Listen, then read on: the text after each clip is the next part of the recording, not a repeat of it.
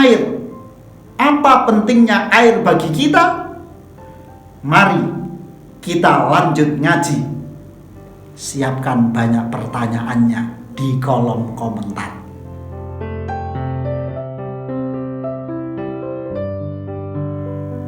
Assalamualaikum warahmatullahi wabarakatuh.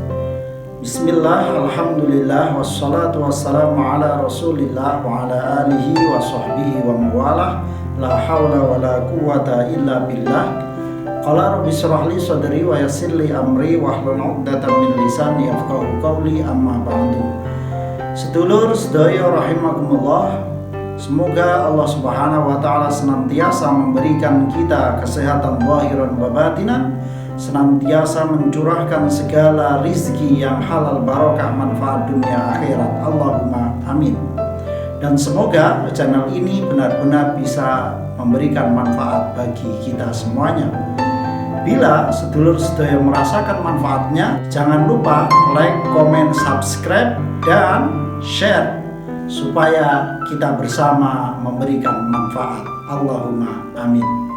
Sedulur sedaya rahimakumullah, pada kesempatan kali ini kita akan melanjutkan pengajian kita tentang kitab Safinatun Najah. Sekarang akan sampai pada halaman 7, menjelaskan tentang air.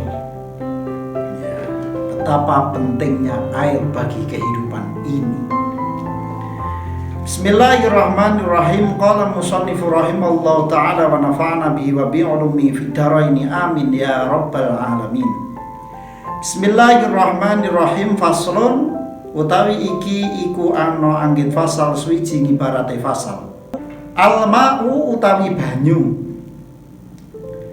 iku qalilun siti wa katsirun nan akeh. Jadi air dilihat dari kuantitasnya itu dibagi menjadi dua, yaitu air yang sedikit dan air yang banyak. Al-qalilu utawi banyu kang sithik iku ma banyu dunal kullataini kang sak ngisore rong kolah. Wal kathiru utawi banyu kang akeh iku kullatani rong kolah fa aktsara mongko luwih akeh. Jadi air dilihat dari kuantitas atau jumlahnya atau volumenya itu dibagi menjadi dua. Yang pertama adalah air sedikit, yang kedua adalah air banyak. Air sedikit adalah air yang kurang dari 2 qullah. Air yang banyak adalah air yang jumlahnya 2 qullah dan lebih. Qullah di sini bukan berarti kolah bermakna jeding, bukan. Tetapi qullah di sini adalah hitungan volume yang sudah ditentukan oleh fikih. 2 qullah menurut ulama Syafi'iyah adalah bila dihitung dengan volume air kurang lebih 200 berapa ya? 200 liter berapa gitu. Cuma bila kita untuk memudahkan, yaitu bila kita memiliki tempat air yang bentuknya kotak persegi 4, maka di situ diterangkan bahwasanya 2 qullah itu 1/4 dirham. Ini 1 dirham berarti tambah 1/4. Jadi 1 dirham itu menurut Imam Nawawi 44,6 cm. Artinya kalau 1/4 ya sekitar 56 cm. Nah 2 qullah itu berarti 55 sampai 60 cm dalam panjangnya, lebarnya juga 60 cm, dalamnya juga 60 cm. Nah, itulah sudah disebut sebagai qullatain atau 2 qullah. Oleh karena itu, sedulur sedaya bisa dicek kamar mandi atau toilet sedulur sedaya. Sudahkah qullah atau jeding Anda sudah dalam kapasitas air banyak atau sedikit? Kenapa kita perlu mengetahuinya? Karena ada konsekuensi hukum. Apa konsekuensinya? Al-qalilu utawi banyu kang sithik yatanajjasu dadi najis apa qalil biwuqu'in najasati mergo tumibane najis fihi ing dalem banyu sithik. Wa illam yataghayyar senajan tidak berubah bentuknya, tidak berubah warnanya, tidak berubah baunya, tidak berubah rasanya, maka langsung otomatis najis. Wal ma'u utawi banyu al katsiru kang akeh la yatanajjasu tidak jadi najis illa idza taghayyara kejaba tetkalane owah apa tokmuhu rasane banyu au launuhu utawa warnane banyu au rihuhu utawa ambune banyu. Sedulur sedaya rahimakumullah. Kemudian air, bila kita lihat tadi memang di kitab Safinah ini pembahasan tentang air hanya pada pasal ini saja. Oleh karena itu ada penjelasan tambahan yang kita sampaikan kepada sedulur sedaya. Bila mana air dilihat dari fungsinya, maka air bisa dikualifikasikan menjadi 4. Yang pertama adalah thahirun wa mutahhirun. Air suci yang bisa untuk bersuci, yaitu air yang dia kondisinya suci dan dia boleh digunakan untuk bersuci, baik untuk bersuci dari najis ataupun bersuci dari hadas.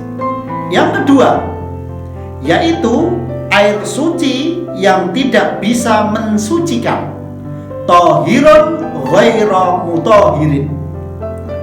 Nah, di sini air suci yang tidak bisa mensucikan adalah air yang suci kemudian kecemplungan atau dicemplungi sesuatu yang suci juga.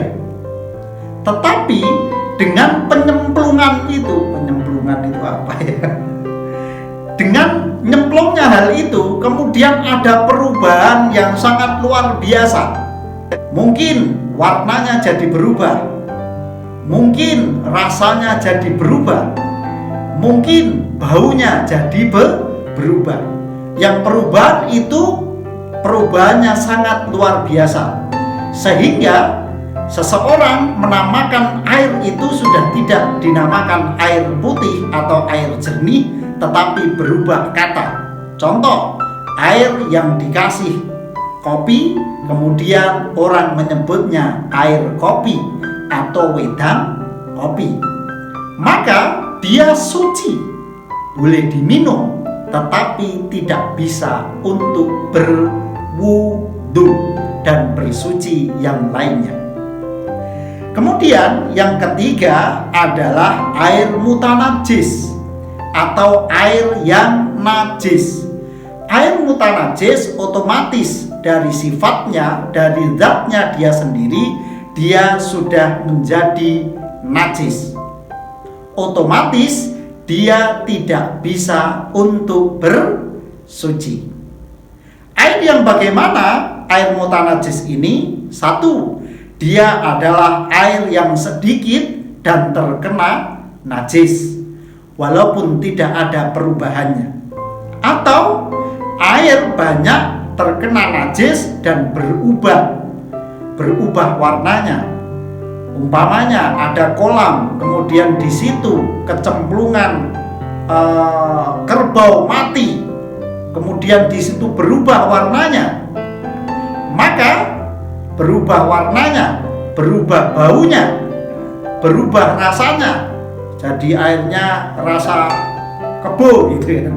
Maka air tersebut menjadi air yang najis. Yang keempat adalah air mustakmal. Air mustakmal adalah air yang baru saja dipakai untuk bersuci, baik itu bersuci dari najis ataupun bersuci dari hadas. Sehubungan air yang digunakan untuk menghilangkan hadas seperti halnya wudhu dan mandi besar, maka air tersebut disebut air mustakmal dan tidak boleh untuk bersuci. Artinya, air yang sudah dipakai untuk bersuci, maka dia tidak boleh digunakan kembali untuk bersuci. Air dikatakan menjadi mustakmal ada syaratnya. Yang pertama, airnya sedikit, kurang dari 2 qullah. Yang kedua, yaitu bekas basuhan wajib. Contoh, ketika kita berwudu, wudu wajibnya membasuh adalah 1 kali. Yang kedua dan ketiga adalah sunnah. Jadi, air mustakmal adalah bekas basuhan yang pertama atau basuhan wajib, baik dalam wudu ataupun mandi besar. Syarat yang ketiga, air tersebut sudah jatuh dari anggota tubuh yang dibasuh. Artinya, mustakmal adalah air yang sudah menetes turun dari wajah kita ketika kita membasuh wajah, ataupun dari tangan kita ketika kita membasuh tangan. Dan itu ketika jatuh pada air yang kurang dari 2 qullah, maka hal itu menjadikan air tersebut tidak boleh untuk bersuci. Namun demikian, air mustakmal walaupun dia tidak bisa digunakan untuk bersuci, tetapi hukum dia tetap suci. Hanya saja dia tidak bisa mensucikan. Artinya, air sedikit yang tadi sudah kena tetesan basuhan wajib, maka dia tetap boleh untuk diminum atau dikonsumsi. Itulah 4 kualifikasi air dilihat dari fungsinya. Kemudian yang menjadi pertanyaan kembali, ketika kita menyampaikan tentang air bisa menjadi najis, kemudian apa saja yang termasuk najis yang bisa membuat air sedikit menjadi najis tanpa perubahan, dan air banyak menjadi najis dengan adanya perubahan? Apa saja? Najis itu ada 7.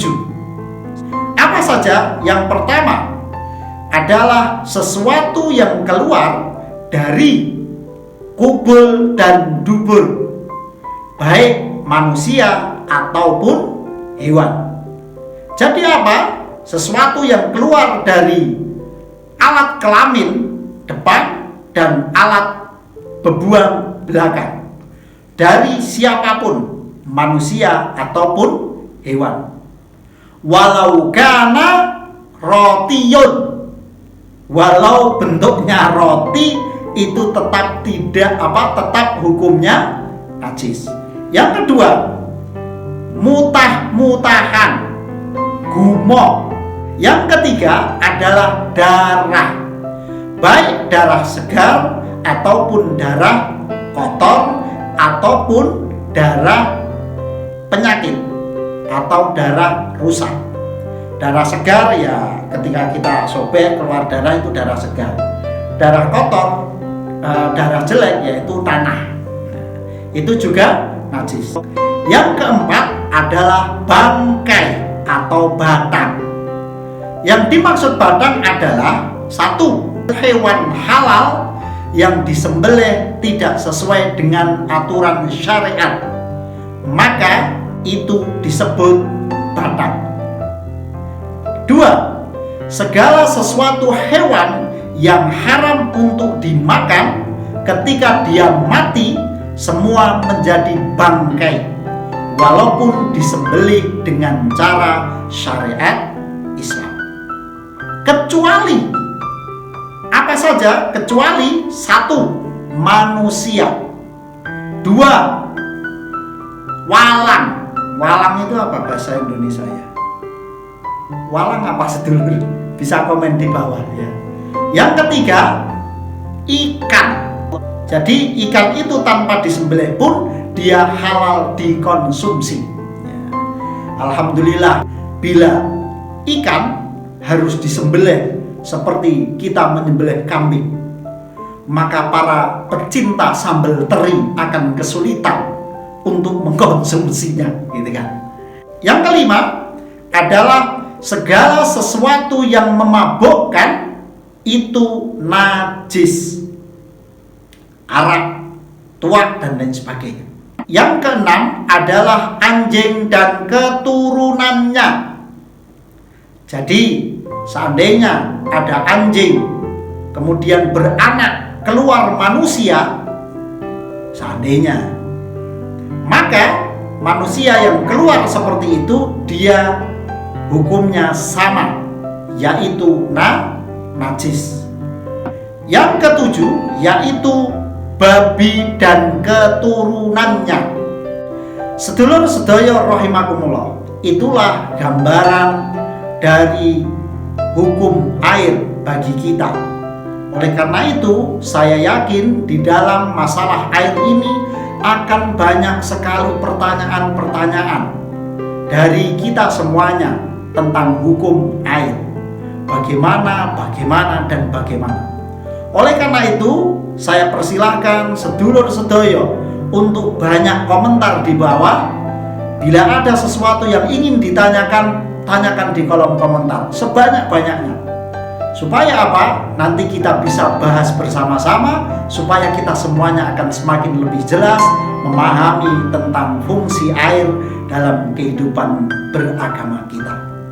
Demikian, semoga bermanfaat. Wal afu minkum. Wassalamualaikum warahmatullahi wabarakatuh.